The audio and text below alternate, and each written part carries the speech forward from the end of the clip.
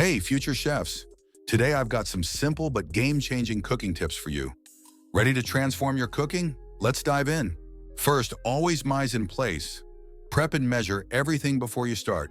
It keeps things smooth and stress-free. Second, mastering knife skills is essential. Even cuts aren't just about looks. They help everything cook evenly. For that perfect sear on meat, pat it dry before cooking and avoid overcrowding the pan.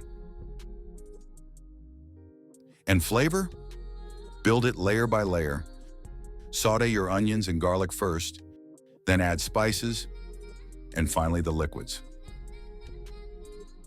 Always taste as you cook. Flavors evolve, so adjust seasonings gradually.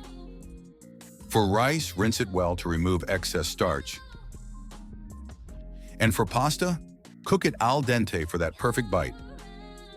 Remember, we eat with our eyes first. Add a pop of color with parsley or a lemon wedge for that professional touch. Try these tips and see the difference in every dish.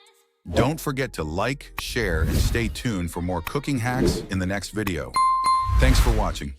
Subscribe for more.